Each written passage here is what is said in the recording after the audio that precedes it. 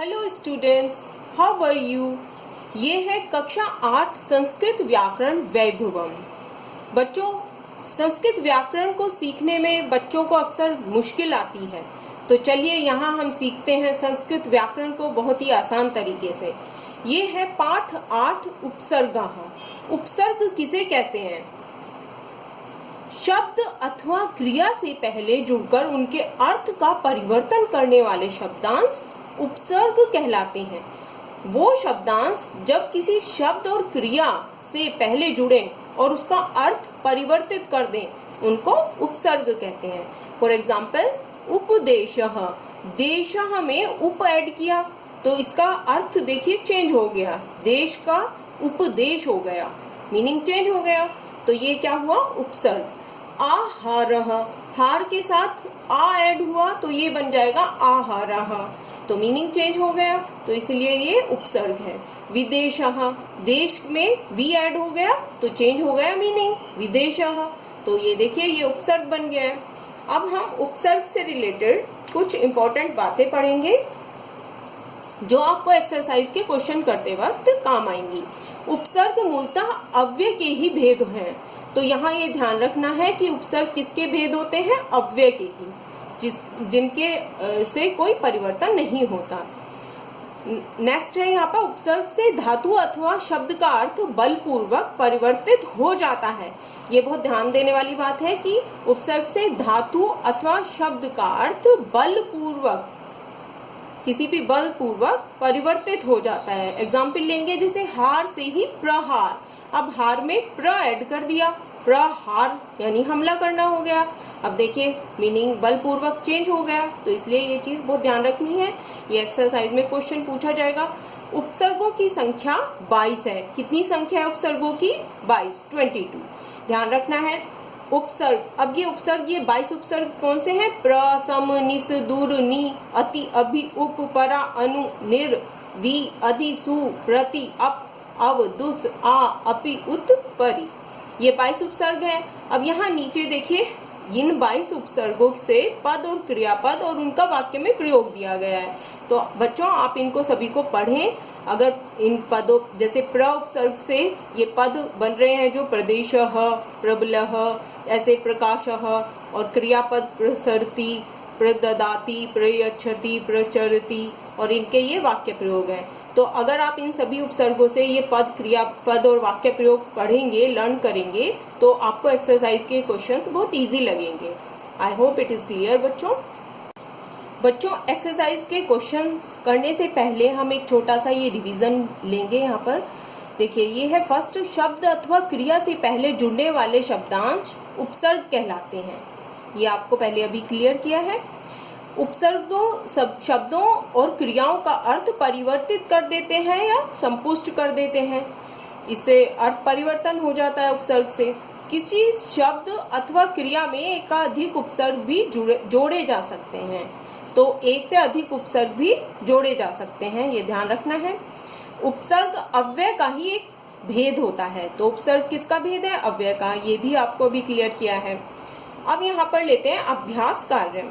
देखिए, ये कुछ मौखिक प्रश्न है जो अभी हम समझेंगे। पहला है, उपसर्गः कुत्र प्रयुज्यते।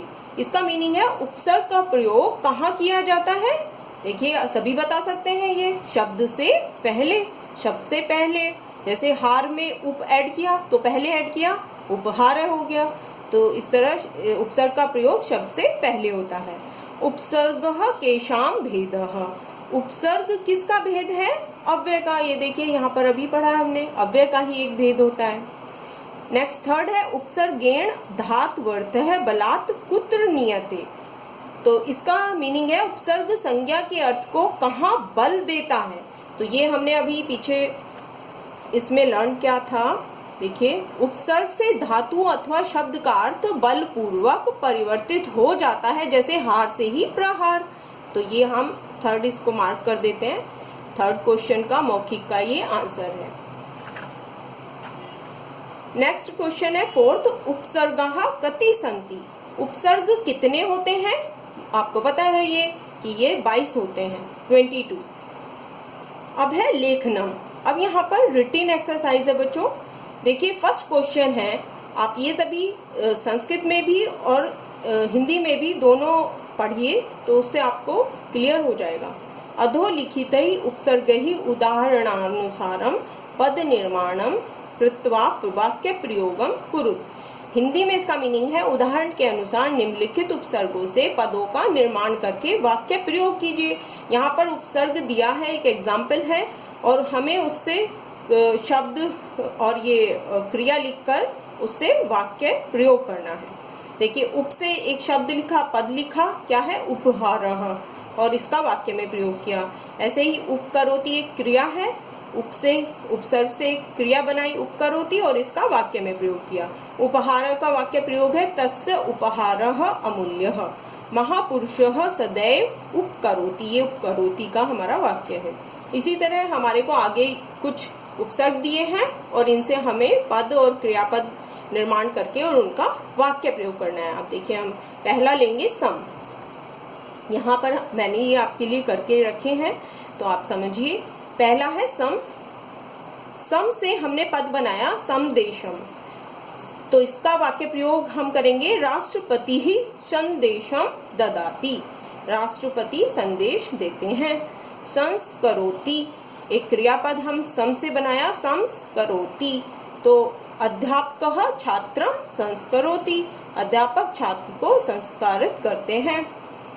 नेक्स्ट ख है दुस। अब दुस से हम बनाएंगे एक पद और क्रियापद। देखिए दुस का पद है दुष्करम। अब दुष्करम क्या होता है, कठिन कार्य। इदम कार्यम दुष्करम, यह कार्य कठिन है। दुष्करोति चोरहि दुष्करोति, चोर मुश्किल कार्य करते हैं। नेक्स्ट ग है प्र। प्र उपसर्ग से एक पद है प्रकाशः, यहाँ पद बनाया प्रकाशः और क्रियापद बनाया प्रभवति। अब देखिए प्रकाशः से हमने यहाँ पर एक वाक्य निर्माण किया, सर्वत्र प्रकाशः प्रसरति। प्रभवति से एक वाक्य प्रयोग किया, गंगा हिमालयात् प्रभवति। सो इट इज क्लियर बच्चों। नेक्स्ट घ उपसर्ग है वी। अब वी से एक शब्द है विचारः। विचारः से हमने वाक्य निर्माण किया, तस्य विचारः प्रशंसनीय, उसके विचार प्रशंसनीय हैं। हमने एक वी से क्रियापद किया तो विकसति। विकसति से हमने एक वाक्य निर्माण क्या किया है, तड़ागे कमलम विकसति, तालाब में कमल खिलते हैं। नेक्स्ट है हमारा उपसर्ग निर। अब निर से एक पद है निराकारः। निराकारः का मतलब होता है जिसका कोई आकार ना हो। तो देखिए यहाँ पर हमने एक वाक्य निर्माण किया है, ईश्वरः निराकारः अस्ति, ईश्वर निराकार हैं। अब इससे क्रियापद बनाया निरीक्षते। प्रचार्यः कार्याणि निरीक्षते, प्रचार्य कार्य का निरीक्षण करते हैं। I hope it is clear बच्चों। नेक्स्ट क्वेश्चन पर आते हैं, क्वेश्चन नंबर 2। तो क्वेश्चन नंबर 2 को पहले संस्कृत में पढ़ेंगे। अधोलिखितेभ्यः शब्देभ्यः उपसर्गान पृथक कुरुत। निम्नलिखित शब्दों से उपसर्गों को अलग कीजिए। अब यहाँ पे देखिए जुड़े हुए शब्द दिए हैं और उपसर्ग और शब्द अलग करने हैं हमें। अब देखिए इनको हम करेंगे पराक्रमः। अब पराक्रमः में उपसर्ग आप बता सकते हैं, उपसर्ग शुरू में ऐड होता है परा। परा यहाँ पर उपसर्ग है तो यहाँ पर इसको हम सेपरेट करके लिखेंगे, परा प्लस क्रमः, ये सो इजी। ऐसे ही परिणामः, यहाँ पर देखिए परि उपसर्ग आ रहा है शुरू में तो परि प्लस नामः। उल्लासः बच्चों यहाँ पे जहाँ पे आधा ल होता है, ये आधा ल कन्वर्ट हो जाता है हमारा आधा ता में। उपसर्ग में आधा ला ता में लिखा जाता है तो ये उत प्लस लासह, ये उल हमारा उत लिखा जाएगा। ऐसे ही ये है दुर्बुद्धि ही। अब यहाँ पर देखिए उपसर्ग क्या है, दुर। दुर प्लस बुद्धि ही। नेक्स्ट है अनुभूति ही। यहाँ पर उपसर्ग क्या है, अनु। अनु प्लस भूति ही। ऐसे ही नेक्स्ट है कोई शब्द विहारः। अब यहाँ पर उपसर्ग क्या है, वी, तो वी प्लस हारः। तो इस तरह ये आपका क्वेश्चन नंबर 2 बन जाएगा। I hope it is clear. Next question number 3 है, पहले हम इसको संस्कृत में पढ़ेंगे। उपसर्गान क्रियापदानि च योजयित्वा वाक्यानि पुनर्लिखत। उपसर्गों और क्रियापदों को जोड़कर वाक्यों को फिर से लिखिए। यहाँ पर देखिए अभी सेकंड क्वेश्चन में हमें जो शब्द दिए थे उनको ब्रेक करके लिखा था, अब यहाँ पर ब्रेक शब्द दिए हैं और वापस से उन्हें जोड़कर लिखना है। जैसे उत प्लस पतति है तो इसको जोड़कर लिखना है, तो उत्पत्ति। अब देखिए पहला है कै पार्ट है, खगः उत प्लस पतति, तो उत प्लस पतति को हम ऐड कर देंगे तो लिखेंगे खगः उत्पत्ति। ये आधा त इस तरह यहाँ उत्पत्ति ऐड होकर लिखा जाएगा। नेक्स्ट है ख राजा प्रजा प्रति प्लस पाल्यति, तो देखिए राजा प्रजा और प्रति प्लस पाल्यति को ऐड करेंगे तो प्रति पाल्यति ऐड होकर लिखा जाएगा पूरा वर्ड। नेक्स्ट है ग समयः परि प्लस वर्तते, तो समयः परि प्लस वर्तते को ऐड कर देंगे तो ये हो जाएगा समयः परिवर्तते। नेक्स्ट वायुयानम आकाशात अव प्लस तरति, तो वायुयानम आकाशात अव प्लस तरति ऐड होके अवतरती हो जाएगा, तो ये सेंटेंस हो गया हमारा जोड़कर।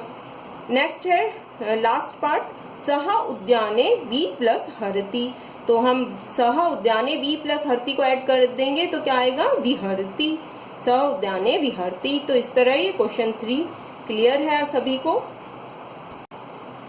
बच्चों नेक्स्ट क्वेश्चन नंबर 4 है, अधोलिखितात अनुच्छेदात उपसर्ग युक्तानि पदानि चित्वा प्रदत्त स्थाने लिखत, तो यहाँ पर क्या बोला है कि निम्नलिखित अनुच्छेद, ये अनुच्छेद दिया है से उपसर्ग युक्त पद, यहाँ से जो उपसर्ग हैं उन पदों को चुनकर उनको सेलेक्ट करना है और दिए गए स्थान में लिखे, और नीचे जो स्थान दिया है उनमें हमें लिखना है।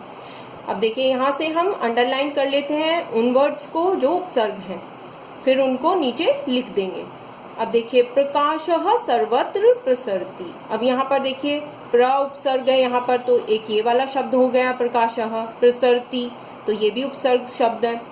अब आगे देखते हैं, सूर्यस्य प्रबलः प्रभावः सर्वत्र संदृश्यते, अब देखिए यहाँ पर 2 शब्द उपसर्ग हैं, प्रबलः और प्रभावः, दोनों में प्र उपसर्ग है। आगे चलते हैं, सूर्यः एव तमः विनाशति, अब यहाँ पर इस सेंटेंस में वी उपसर्ग का शब्द है, ये विनाशति ये एक उपसर्ग है। अब है तमसः संहारं कुर्वन् भगवान भास्करः सर्वेषां प्रणमयः, संहारम में सम उपसर्ग है, तो देखिए ये उपसर्ग पद हुए है यहाँ पर। ऐसे ही प्रणमयः में प्र उपसर्ग है, तो ये उपसर्ग पद है, हमने इसको अंडरलाइन किया है। सूर्यस्य आगमनेन अंधकारः प्रणश्यति, तो देखिए आगमनेन में आ उपसर्ग है, तो ये एक उपसर्ग पद है। नेक्स्ट है प्रणश्यति में प्र उपसर्ग है, तो ये उपसर्ग पद है। जनाः स्वेषु कार्येषु संलग्नाः भवन्ति, यहाँ सम उपसर्ग है, तो ये एक उपसर्ग पद है। पक्षिणः अपि स्वर्णीडात् निर्गत्य आकाशे उत्पतन्ति, अब यहाँ पे नी उपसर्ग है, तो ये एक उपसर्ग पद है। आकाशे में आ उपसर्ग है, तो ये उपसर्ग पद है। उत्पतन्ति में उत उपसर्ग है, तो ये भी एक उपसर्ग पद है।